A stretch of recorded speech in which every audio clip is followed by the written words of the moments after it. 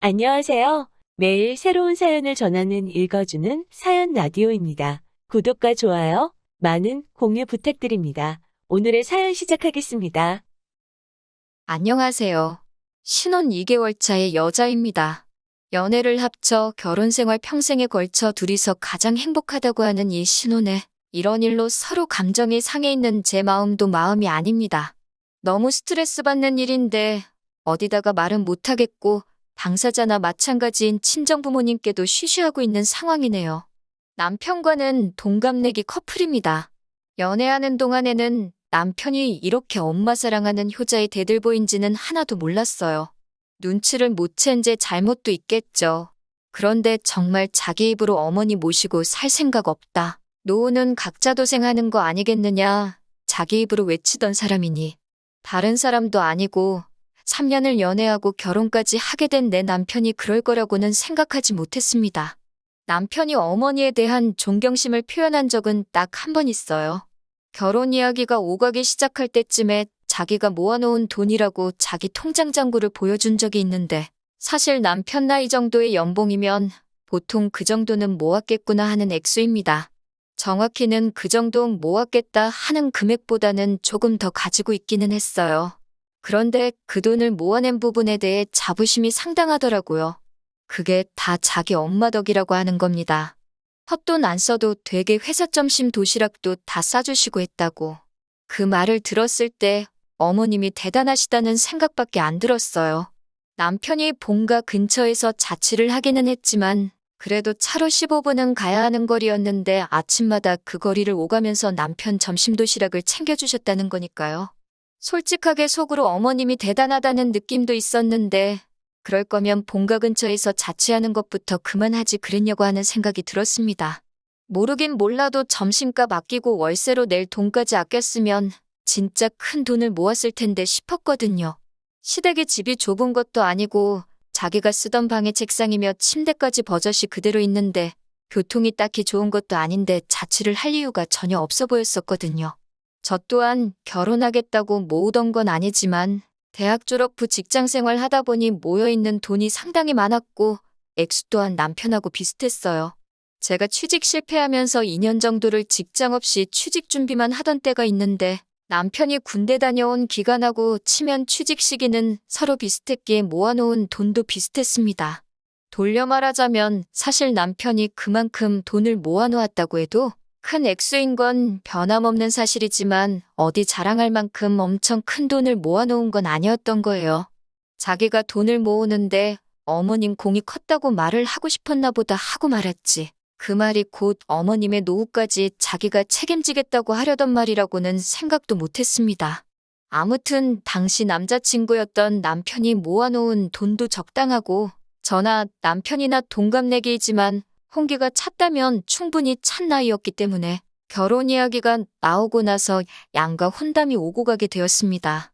미리 준비해 놓은 게 돈 말고는 따로 없다 보니 급하게 결혼할 필요는 없다고 생각했고 천천히 하나하나씩 준비하면서 결혼하려고 했습니다. 그렇게 결혼 준비를 하고 있는지 한참일 때 시댁에서 안 좋은 일이 하나 생겼어요. 시아버지께서 폐암말기 진단을 받으신 거예요. 평소에도 매일같이 등산을 즐기고 운동하는 거 좋아하시던 건강한 분이셨다는데 아무튼 그로 인해서 시댁 쪽에서 결혼에 박차를 가하기 시작했지요. 급박한 상황에 저도 정신이 없었습니다.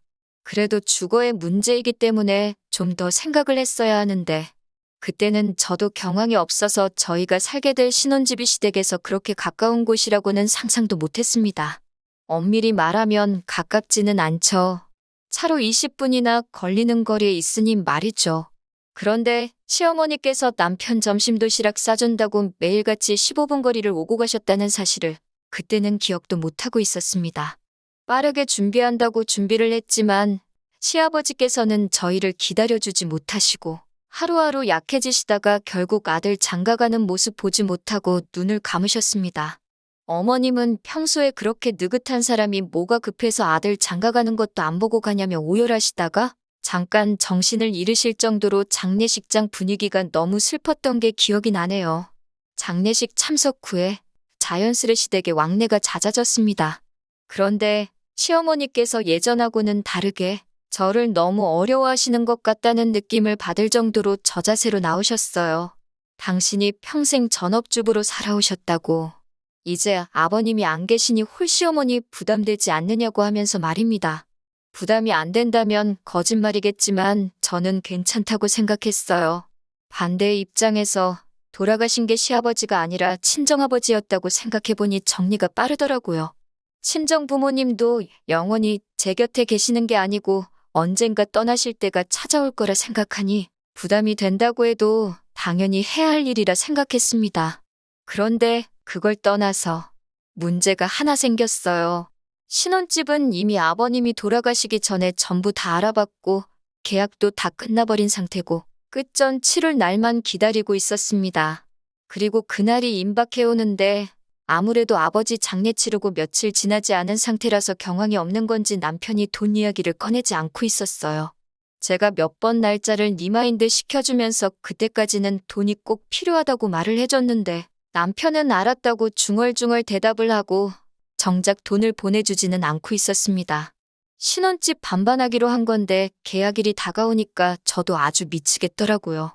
말 못할 고민을 하고 있는 와중에 친정어머니께서 무슨 고민이 있냐고 물어보셨어요. 자초지종을 설명하니 친정어머니께서도 충분히 그럴 수도 있다고 하면서 남편 쪽 상황을 이해해 주시려 노력했습니다. 때마침 친정부모님께서 목돈을 가지고 계셨어요. 둘째인 저까지 결혼해서 나가게 되면서 서울에 40평대 아파트가 뭐가 필요하겠냐면서 공기 좋고 한적한 곳에 새로운 거처를 마련하시고 살고 계시던 집을 처분하셨거든요. 남은 돈으로 상가 건물을 매입하셔야 하나 아니면 어디 부동산에 투자를 하셔야 하나 고민하고 계시던 찰나라서 그 돈을 그대로 가지고 계셨기에 괜히 남편네 심란할 텐데 돈 필요하다고 물어보지 말고 일단 그 돈으로 집부터 매매해 놓으라 하셨습니다. 차라리 친정부모님께서 그 돈을 해주시려고 한다고 말하고 남편을 압박해 돈을 빨리 받으려던 생각이었어요. 그런데 친정부모님이 당장 쓸 곳이 있는 돈도 아니고 다른 것도 아니고 부친상인데 지금 남편도 그렇고 시어머니 또한 정신이 아닐 거라며 그냥 두라고 하셨습니다. 친정에서 도와준 덕분에 별 탈 없이 해결되기는 했어요. 그때까지만 해도 남편이 마음 추스르거든 제때 제가 따로 말하지 않아도 알아서 잘 하겠거니 생각했습니다. 그런데 그렇게 정신을 차리고 보니 집값은 해결도 짓지 못하고 저는 아버지 손잡고 신부 입장을 하고 있었고 결혼식을 올리게 되었네요. 시어머니께서도 사진 촬영하는데 이 사람이 있었으면 얼마나 좋아했을까 하시니 결혼식장 분위기가 잠시 숙연해지기까지 했습니다. 아직 마음이 아니구나 싶어서 저도 저희 부모님도 쉽사리 입이 열리지가 않았어요. 신혼집에 들어와 살림까지 차렸는데도 남편은 집값에 대해서 절대 먼저 입을 열지 않았어요. 마음 추스르는 거 기다리는 것도 하루 이틀이지. 아니, 자기 돈은 통장에 그대로 있을 테고 둘이 모아서 겨우겨우 금액 맞춰서 들어가기로 한 집인데 그 집에 아무런 저지 없이 들어와 살고 있으면 당연히 돈은 어떻게 했는지 궁금해야 하는 게 정상 아닌가요? 솔직히 이때까지도 아무 말이 없는 거 보면 알고 저러는 게 분명한데 억지로 말을 꺼내지 않고 있으니 더 열이 받더라고요. 아무리 친정어머니께서 돈 쓸 일이 없고 그냥 기다리자고 하시지만 이거 뭐 졸지에 반반 결혼하기로 해놓고 집을 한 채 해가버린 상황이 돼버린 거나 마찬가지였어요.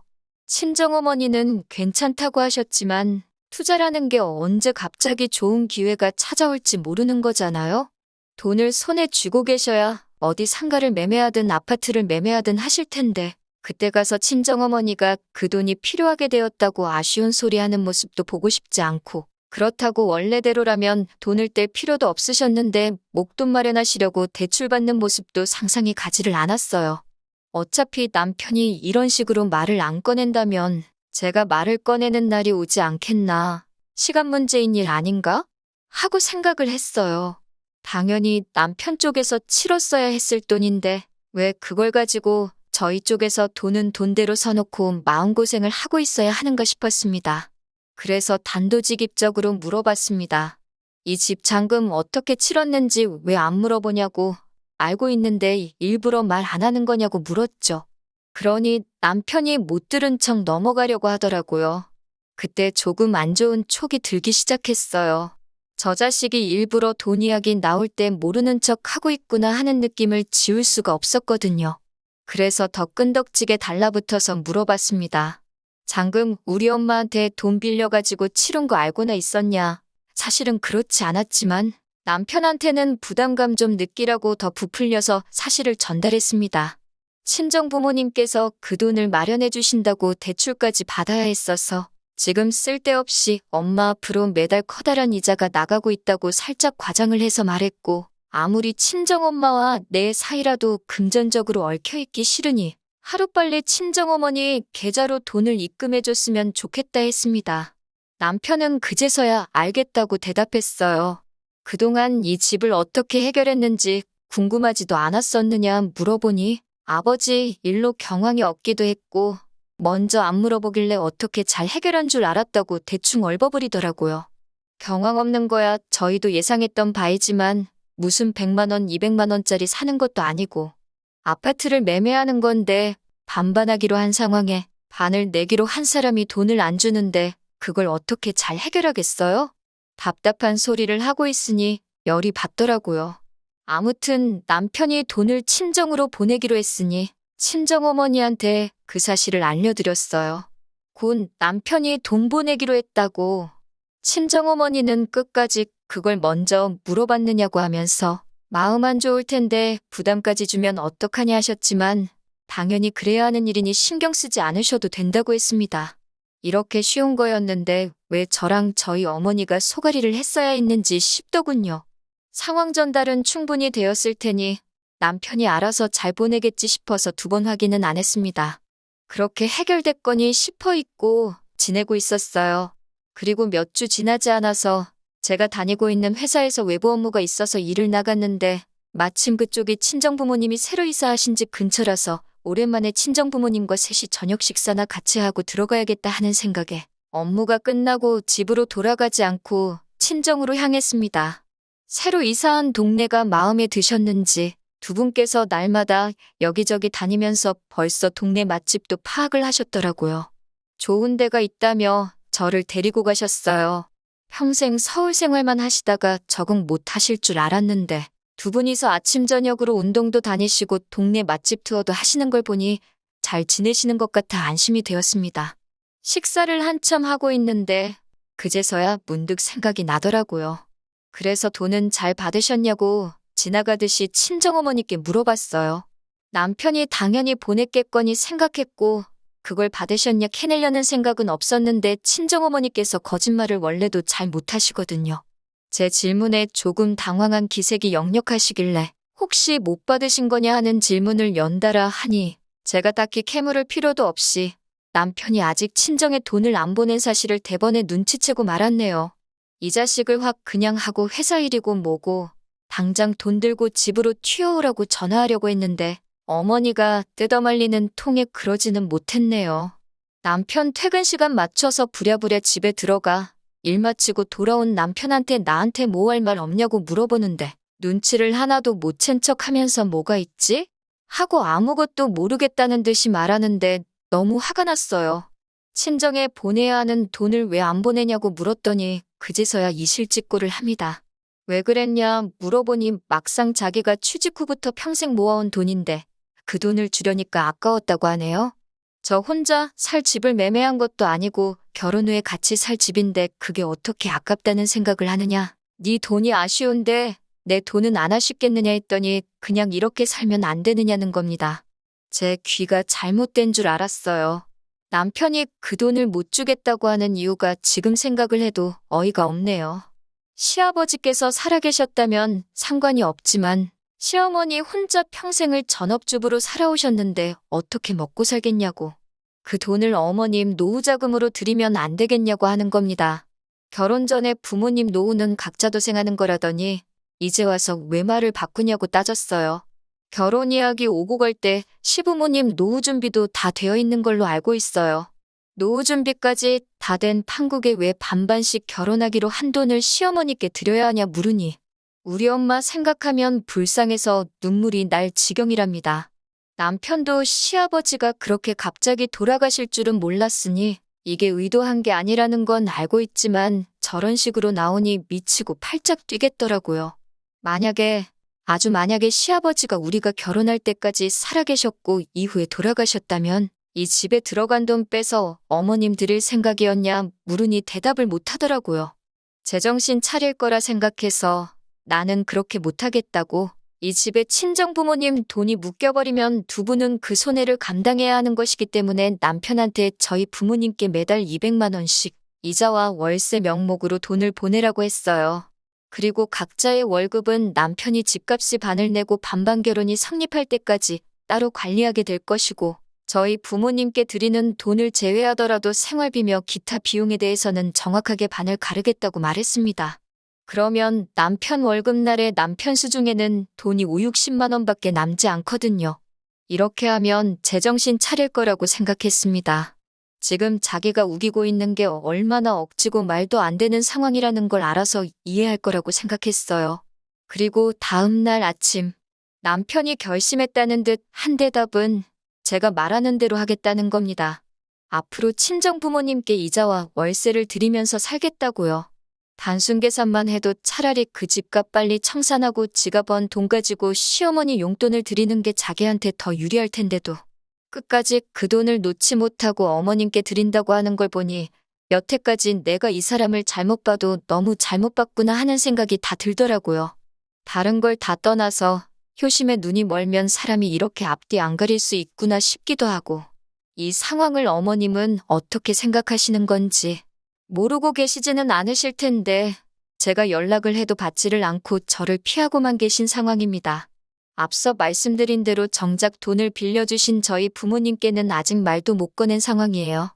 이 사실을 어떻게 받아들이실지 모르겠고 괜히 상황 이야기했다가 저희 어머니께서 또 마음 약해지셔서 그냥 그렇게 하자고 하실까 봐도 말을 못 꺼내겠네요. 남편 마음을 돌릴 만할 좋은 방법이 없나 싶고 답답한 마음에 이렇게 사연을 한번 보내봤습니다. 안녕하세요. 2주일 만에 후기 올립니다. 여러분이 보내주신 의견 덕분에 저도 마음을 더 빠르게 정리할 수 있었네요. 사실 의견을 들어볼 문제도 아니었던 것 같습니다. 지난 2주 동안 일어난 사건을 들으시면 제가 무슨 말 하는지 딱 아실 거예요. 어머님하고 도무지 연락이 닿지를 않아서 답답한 마음에 제가 찾아갔습니다. 고집불통인 남편 설득하는 것보다 어머님 설득하는 게 더 빠를 것 같아서요. 아무리 연락을 해도 받지를 않으시길래 제가 참다 못해 그날 퇴근하면 시댁으로 찾아가겠다고 통보하듯이 문자 하나 남겨놓았습니다. 퇴근 후에 한참 시어머니 댁으로 향하는 길이었는데 어머님한테서 연락이 왔어요. 거기까지 갈 거 없다고 어머님께서 직접 저희 집으로 오시겠답니다.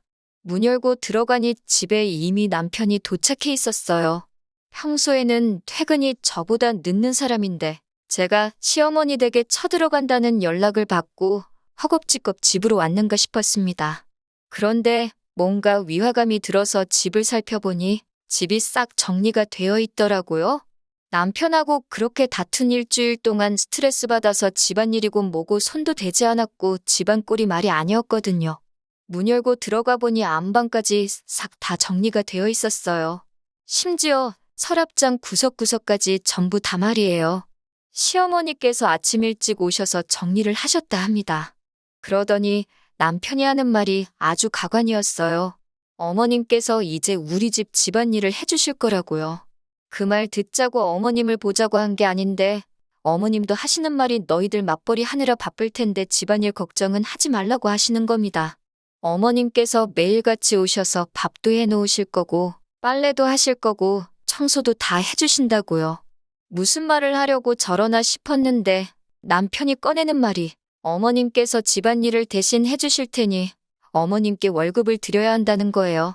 매일같이 오셔서 해주실 거고 우리 저녁 식사까지 다 챙겨주시고 뒷정리까지 싹 다 해주실 테니 한 달에 300만 원을 드리면 되겠다고 하는 겁니다. 그러면서 집안일은 여자인 저희 일인데 어머님께서 대신 해주시니 제가 벌어오는 돈에서 어머님께 월급을 드리면 되겠다고 하는 거예요. 당장 저희 부모님께 달달이 200만 원씩 월세로 내게 생겼으니 남편은 지 어머니 팔아가지고 며느리 집 식모살이 시키면서 그 월급으로 손해를 메꾸겠다는 생각인 겁니다. 앞에 시어머니가 계시는데도 저는 화를 참을 수가 없어서 그게 무슨 미친 소리냐고 했습니다. 언제 누가 살림하는 사람이 필요하다고 했냐고. 그리고 어머님이 저녁까지 챙겨주신다면 그게 무슨 집안일을 해주시는 거냐고. 그건 합가나 다름없는 거 아니냐고 따지니 저녁 되면 집에 돌아가실 테니 그건 합가가 아니랍니다. 어머님도 옆에서 남편 거들어준다고 하시는 말이 혼자니까 집에서 외롭고 적적하시다면서 귀찮은 집안 살림 다 해주니 저한테도 좋고 당신도 어차피 혼자서 외로우실 거 저녁 되면 아들내외랑 같이 시간 보내니 어머님한테도 좋고 남편도 홀어머니 걱정 안 해도 되고 효도까지 할 수 있으니 이게 일석삼조나 마찬가지 아니겠냐고 하시네요. 아버님 그렇게 허무하게 돌아가신 거 안타까운 일이기는 하지만 결혼도 내 돈으로 하고 집도 내 돈으로 하고 거기에 시어머니 효도까지 내 돈으로 하라는 말이잖아요? 그런 도둑놈 심보가 세상에 또 어디 있겠어요? 더 말할 것도 없겠어서 짐 싸들고 친정으로 가버려야겠다 생각했는데 이 집이 내 거고 이 사람들 돈 한 푼 들어간 게 없는데 내 집에서 왜 내가 짐 싸들고 나가야 하나 싶더라고요. 그래서 당장 남편하고 어머님하고 내쫓아버렸습니다. 이런 저의 반응을 당연히 예상했어야 했던 거 아닌가요? 그런데 예상도 못했다는 듯 엄청 당황하더라고요. 돌아가신 아버님 팔아가지고 강도짓 할 생각은 꿈도 꾸지 말랬더니 저보고 말이 심하다고 둘이 입을 맞춰서 저를 탓하는데 두 사람은 솔직히 제가 말만 심하게 한 걸 다행으로 생각해야 할 거예요. 말로 끝나서 천만 다행인 거 아니겠냐 하니 그제서야 분위기가 심상치 않은 걸 느꼈는지 순순히 나가더라고요. 결과적으로는 이혼하기로 했습니다. 정말 천만다행인 게 남편이 지 돈 저한테 안 주려고 모르는 척 한다고. 인감증명서고 뭐고 저한테 서류 넘겨준 게 없어서 제 명의로 집을 매매했다는 거예요. 혼인기간이 3개월도 안 되니 혼인 취소 소송이 가능할 줄 알았는데 그게 안 된다는 건 정말 뼈가 아프더라고요. 공동명의 안 하면서 혼인신고도 안 했어야 했나 싶어 후회하고 있는데 그게 또 아니더라고요. 혼인기간이 짧은 게 오히려 약이 된 상황인 거죠. 남편의 행동이 이미 혼인 직전부터 이 결혼을 진실로 유지할 생각이 없었고 파탄의 원인이 된다며 위자료 청구를 할 수 있다는 변호사님의 말을 듣고 지금은 소송 준비 중입니다. 실제로 판례가 있기도 하고 승산이 없는 게 아니라고 하더라고요. 제 돈으로 지 어머니 노후까지 책임지려고 했던 그 빌어먹을 욕심 뼈저리게 후회하도록 만들어줄 거예요. 제 모든 걸 걸고서라도 어떻게든 이 진흙탕 싸움 끝까지 해보려고 합니다. 이제 이것이 마지막 후기가 되겠네요. 계속해서 저를 응원해주신 모든 분들께 감사드립니다. 조용히 넘어가려고 했지만 응원해주신 분들께 예의가 아닌 것 같아 이렇게 한 번 더 마지막 소식을 전하게 되었네요. 이혼은 어려움 없이 마무리가 되었습니다. 저는 최선을 다해 이 결혼을 위해 친정부모님께 빚까지 져가며 노력을 했는데 남편은 약속된 결혼임에도 불구하고 저를 기만하고 혼인관계를 진실로 이어갈 생각이 없다고 판단돼서 제가 남편에게 위자료 5천만 원을 지급받기로 판결이 났습니다. 그중에 2천만 원은 시어머니한테서 받게 되었고요. 남편이 결혼하려고 모아놓은 돈에 비하면 반 정도밖에 안 되는 금액이지만 반대로 생각해보면 남편이 여태까지 고생하며 모아온 삶의 반을 제가 가져가는 거나 마찬가지라고 생각하니 충분히 위안이 되고 만족스러운 결과라고 생각합니다. 어머니가 그렇게 걱정되는데 남편도 그깟 돈이 중요하겠나요? 이젠 배우자까지 속여가며 어머님 노후까지 책임져드리고 싶은 그 소원을 이뤘는데 남편 입장에선 그 돈이면 굉장히 싸게 먹힌 걸 테죠. 제가 도와준 거나 마찬가지잖아요? 평생 저한테 고마워하고 어디 다른 사람 만나서 고생시킬 생각 하지 말고 사랑하는 어머니와 남은 평생 잘 먹고 잘 살았으면 좋겠어요.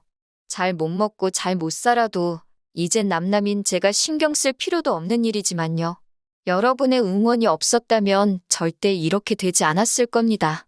다시 한번 감사드리고 저도 행복한 제 인생 찾아 잘 살아보도록 하겠습니다. 긴 이야기 들어주셔서 감사합니다. 오늘의 사연은 여기까지입니다. 구독과 좋아요, 알람 설정해주시면 앞으로 더 좋은 사연으로 찾아오겠습니다. 감사합니다.